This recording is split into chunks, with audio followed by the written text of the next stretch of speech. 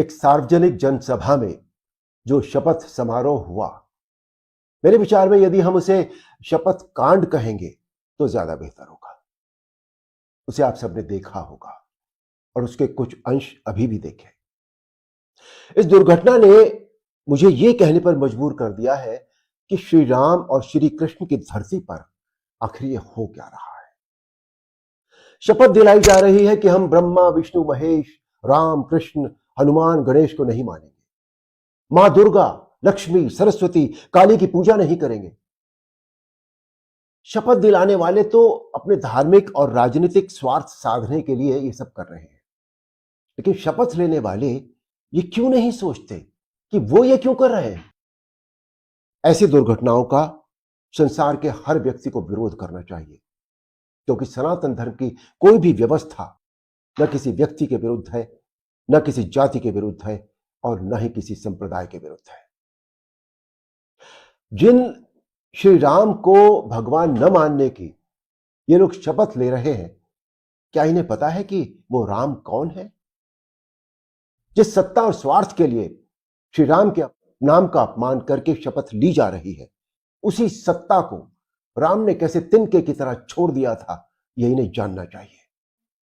जिन श्री राम का नाम लेकर जाति पाति का यह जहर बोया जा रहा है, उन्हीं राम ने कैसे समाज के हर वर्ग के व्यक्ति को एक समान माना, यह भी इन्हें जानना चाहिए। आदिवासी निषाद राज को राम जी ने भाई की तरह गले लगाया। शबरी जो भीलनी थी, उनके जूठे बेर खाए। जटायु जो एक गिद्ध थे, उन्हें राम जी ने गोद में लेकर उनके घावों को सहलाया। अरे राम जी ने तो पशु पक्षियों से भी मित्रता का नाता निभाया। और तो और इस मानव शरीर का अंतिम पड़ाव भी राम नाम सत्य है। फिर मानव होकर भी कोई राम का विरोध कैसे कर सकता है?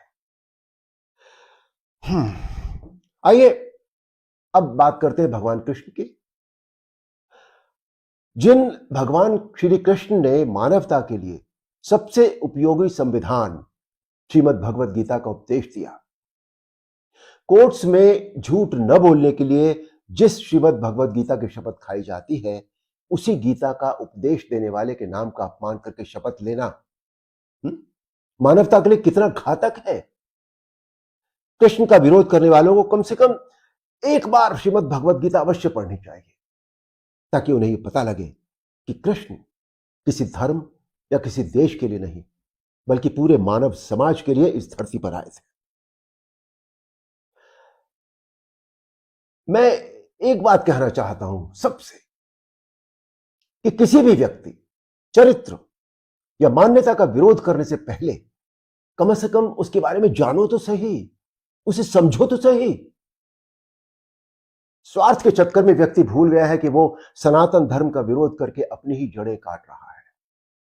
वो जिस डाल पर बैठा है, उसी डाल को काटकर पेड़ से अलग कर रहा है। एक बात और, ये बड़ा दुखद आश्चर्य है कि सारी दुनिया को दिशा देने वाले देश भारत की धरती पर सनातन धर्म का अपमान होता रहता है और अधिकांश धर्माचार्य दृढ़ता से इसका विरोध भी नहीं करते।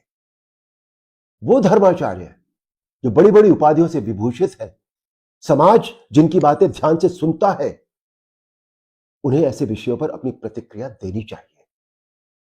मैं किसी के द्वारा किसी को भड़काने या उकसाने का कदापि समर्थन नहीं करता, किंतु बुराई का विरोध और दमन यदि न किया जाए तो वो समाज के लिए घातक हो जाती है।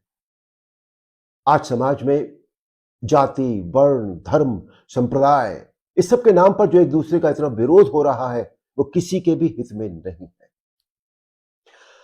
दोस्तों, सनातन धर्म के प्रति तो किसी भी व्यक्ति के मन में कोई विरोधाभास होना ही नहीं चाहिए, क्योंकि इस धर्म की मान्यताएं, परंपराएं, व्यवस्थाएं संसार के हर जीव को ध्यान में रखकर निर्धारित की गई।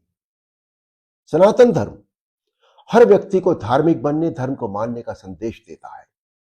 और धर्म का अर्थ है जो धारण करने योग्य हो, जो व्यवहार में लाने योग्य हो।